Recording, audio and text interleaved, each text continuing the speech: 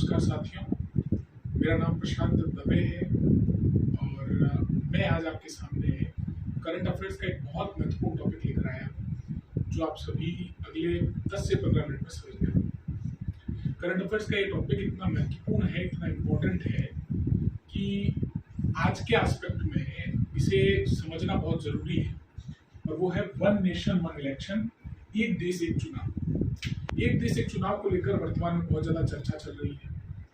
केंद्र सरकार की ओर से एक समिति गठित की गई है। रामनाथ जी कोविंद जो कि भारत के पूर्व राष्ट्रपति हैं, उनकी अध्यक्षता में एक समिति का गठन हुआ है जो कि एक देश एक चुनाव पर विचार मंथन करके उसकी रिपोर्ट सरकार को सौंपेगी। और सरकार के द्वारा 18 से यानी ठीक कल से 18 सितंबर से 22 सितंबर तक एक विशेष सत्र का आयोजन भी सरकार के द्वारा किया जा रहा है।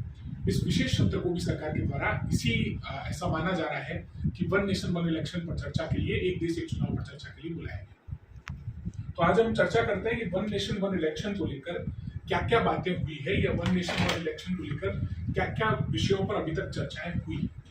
तो देखिए, वन नेशन वन इलेक्शन को लेकर एक समिति गठित हुई है। मैं आपको पहले तो उस समिति के बारे में थोड़ी सी जानकारी दे देता हूँ कि उस समिति में कौन कौन से मेंबर्स हैं। तो सबसे पहले आपसे पूछा जाएगा कि वन नेशन वन इलेक्शन को लेकर गठित समिति के अध्यक्ष कौन बने। तो समिति के अध्यक्ष जो हैं वो रामनाथ कोविंद हैं। समिति के अध्यक्ष कौन है? हम कहेंगे समिति के अध्यक्ष रामनाथ कोविंद हैं। समिति के अध्यक्ष तो रामनाथ कोविंद को बना दिया गया, लेकिन इसके अलावा कुल टोटल यहाँ पर 8 मेंबर्स और बनाए गए और एक स्पेशल इन्वाइटी भी इसमें बनाया गया, एक विशेष आमंत्रित सदस्य भी इसमें बनाया गया। लेकिन जैसा कि आप सभी को पता होगा कि कांग्रेस के लोकसभा में जो नेता है अधीर रंजन चौधरी, उन्होंने इस समिति से अपना नाम वापस ले लिया। तो अधीर रंजन चौधरी जो कि पश्चिम बंगाल से आते हैं और कांग्रेस के नेता भी हैं, लोकसभा हैं, और एक स्पेशल इन्वाइटी के रूप में यानी विशेष आमंत्रित सदस्य। तो अब इसमें सदस्य कौन कौन है तो उसकी जानकारी भी मैं थोड़ी सी आपको दे देता हूँ। जैसे कि आप सभी को पता होगा, गुलाम नबी आजाद साहब जो कि पूर्व में विपक्ष के नेता रहे राज्यसभा के अंदर, तो गुलाम नबी आजाद साहब जो है वो इसके मेंबर हैं।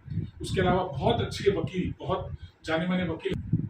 मैं आपको जो जानकारी दे रहा था वो ये कि हमारे जो वन नेशन वन इलेक्शन को लेकर जो समिति गठित की गई, एक देश एक चुनाव को लेकर केंद्र सरकार के द्वारा जो समिति गठित की गई, उसके अध्यक्ष रामनाथ कोविंद जी हैं। उसके अलावा उसमें 8 मेंबर्स हैं, जिसमें से एक मैं आपको पहले ही बता देता हूँ कि अधीर रंजन चौधरी जी जो है, जो कि लोकसभा में कांग्रेस के नेता थे, उन्होंने अपना नाम वापस उसमें ले लिया है और वापस इस समिति से उन्होंने अपना नाम ले लिया है। इसके अलावा कौन कौन सदस्य हैं तो गुलाम नबी आजाद साहब जो कि पूर्व में राज्यसभा में विपक्ष के नेता रहे, वो सदस्य हैं। हरीश साल्वे बहुत जाने माने वकील है, वो सदस्य हैं। संजय जी कोठारी जो कि पूर्व में जो है वो सेंट्रल विजिलेंस कमीशन में रहे, वो इसके सदस्य हैं। उसके अलावा अमित शाह जी इसके सदस्य हैं। उसके अलावा अगर हम बात करें तो इसके सदस्य के रूप में हमें जो जानकारी है उसके माध्यम से स्पेशल इन्वाइटी के रूप में, विशेष आमंत्रित सदस्य के रूप में इसके अंतर्गत जो है वो अर्जुन राम मेघवाल जो कि अभी विधि राज्य मंत्री के रूप में स्वतंत्र प्रभार हैं, उनको भी जो है वो इसके अंदर शामिल किया गया। तो इस प्रकार कुल इसमें 60 मेंबर जो है वो शामिल हैं और ये जो समिति है उसका गठन जो है एक देश एक चुनाव पर चर्चा के लिए किया गया। तो एक देश, और इसमें पीसी मोदी साहब भी शामिल है। पीसी मोदी साहब के बारे में आप जानते होंगे। सुभाष कश्यप जी इसमें शामिल है जो कि बहुत अच्छे राजनीतिक विज्ञान के ज्ञाता हैं। तो सुभाष कश्यप जी, पीसी मोदी साहब, ये भी इसके अंदर शामिल है। तो इन सभी सदस्यों के शामिल होने के साथ साथ अब हम चर्चा करते हैं कि साहब एक देश एक चुनाव की जरूरत पड़ी तो पड़ी क्यों।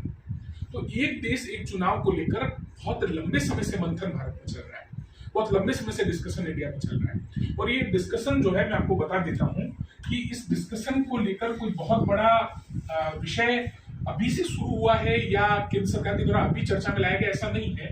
1952 से लेकर और 1967 तक जितने भी भारत में आम चुनाव हुए, 1952 का हो, 1957 का हो, 1962 का हो या 1967 का हो, चारों आम चुनाव जो हुए, इन चारों आम चुनावों में भारत के अंदर एक देश एक चुनाव की प्रक्रिया को यानी वन नेशन वन इलेक्शन, अधिकांश राज्यों के अंदर भी इलेक्शन उसी टाइम होते थे और देश के अंदर भी आम चुनाव उसी समय होते थे। लेकिन उसके बाद क्या होने लगा, तो उसके बाद ये होने लगा कि 1968-69 के आसपास कुछ राज्यों में विधानसभाएं भंग की गई और जब राज्यों में विधानसभाएं भंग हुई तो उनका इलेक्शन पहले करवाना पड़ेगा, उनका विधानसभा चुनाव पहले करवाना पड़ेगा। यही कारण रहा कि उनका विधानसभा चुनाव पहले करवाया गया और उसके बाद से ये ढर्रा चलता रहा कि भाई विधानसभा के राज्यों के कुछ चुनाव जो है वो अलग होंगे और केंद्र सरकार का चुनाव अलग होगा। तो वन नेशन वन इलेक्शन का जो पैटर्न था वो बिगड़ा और वो पैटर्न बिगड़ता हुआ ही चला। इसके अलावा अब आपको अगर कुछ जानकारी हो तो ये भी है कि आपने कभी अनुच्छेद या आर्टिकल 85(2) का क्लॉज ख अगर आपने सुना हो तो इसके अंतर्गत बताया गया है कि भाई राष्ट्रपति को जो है वो लोकसभा भंग करने का अधिकार है। इसके अलावा 174 अनुच्छेद 174 के अंदर जो 2 में क्लॉज ख है उसके अंदर बताया गया है कि राज्यपाल को विधानसभा भंग करने का अधिकार है। तो राष्ट्रपति को लोकसभा भंग करने का अधिकार, राज्यपाल को विधानसभा भंग करने का अधिकार इनके अंतर्गत दिया गया है। उसके अलावा आपने अनुच्छेद 352 भी देखा होगा। अनुच्छेद 352 जो है वो राष्ट्रीय आपातकाल की चर्चा करता है, यानी अगर देश में राष्ट्रीय आपातकाल लग जाए अनुच्छेद 352 के तहत सशस्त्र विद्रोह या हम कह सकते हैं कि युद्ध या कोई सशस्त्र विद्रोह की वजह से, युद्ध की वजह से भारत में कोई आपातकाल, राष्ट्रीय आपातकाल लग जाता है, तो ऐसी स्थिति में अनुच्छेद 352 के तहत राष्ट्रीय आपातकाल में लोकसभा का कार्यकाल बढ़ाया जा सकता है। तो ये भी एक लोकसभा के कार्यकाल को बढ़ाने का प्रावधान देता है।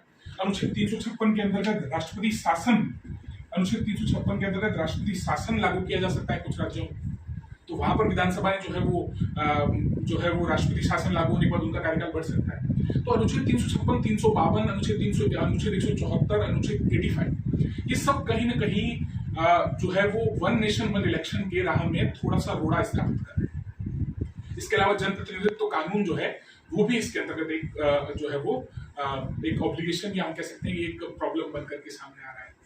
तो ऐसे में क्या किया जाए, ऐसे में क्या ऐसा परिवर्तन होना जरूरी है, तो उसी के लिए केंद्र सरकार ने चर्चा के लिए एक समिति गठित की और वो समिति रामनाथ जी कोविंद की अध्यक्षता में गठित हुई।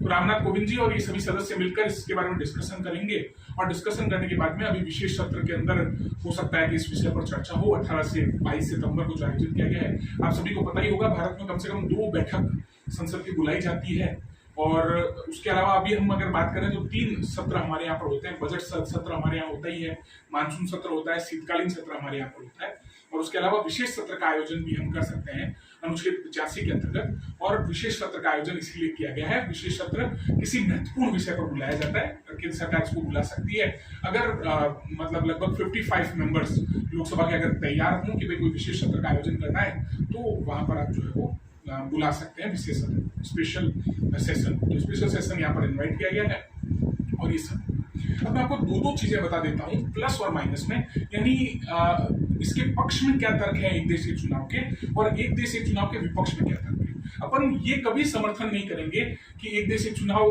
को लेकर के पूर्णतः अपन मतलब इस बारे में चर्चा कर लेंगे, ऐसा नहीं है। एक देश एक चुनाव के पक्ष में लोग क्या कहते हैं और एक देश एक चुनाव के विपक्ष में लोग क्या कहते हैं, इस बारे में जानेंगे। देखिए, एक देश एक चुनाव के माध्यम से भारत के अंदर चुनावी खर्च में बहुत बड़ी कमी आने वाली है, ऐसा केंद्र सरकार का कहना है। क्योंकि आपको पता ही होगा भारत में हर साल कोई न कोई स्टेट में इलेक्शन हो जाते हैं।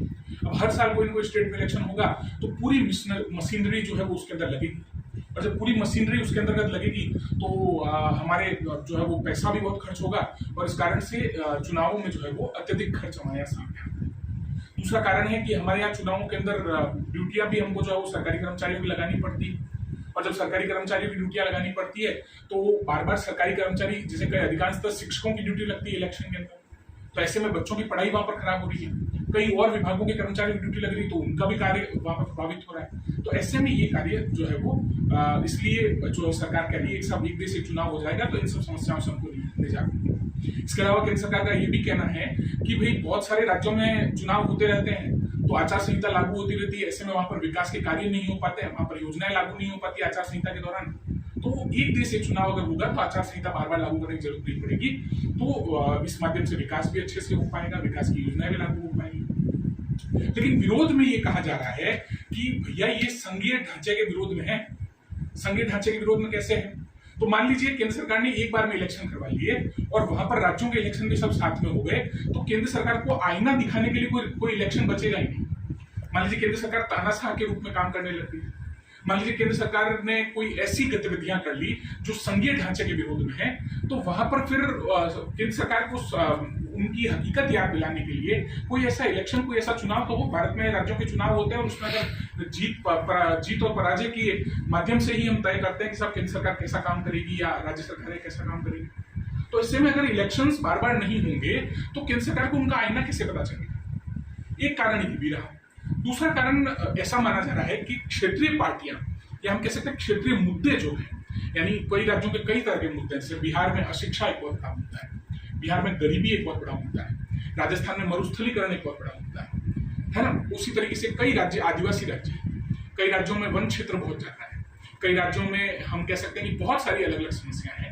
तो वो जो क्षेत्रीय मुद्दे हैं, वो क्षेत्रीय मुद्दे राष्ट्रीय मुद्दों की तुलना में गौण हो जाएंगे, वो कमजोर पड़ जाएंगे अगर राष्ट्रीय मुद्दे मजबूत हो गए। ऐसे वन नेशन वन इलेक्शन के दौर पर राष्ट्रीय मुद्दों पर चर्चा होगी, सरकार कहेगी कि साहब हम तो जो है वो राष्ट्रीय मुद्दों पर चर्चा करते हैं, तो क्षेत्रीय मुद्दे यहाँ पर गौण होने की आशा नहीं।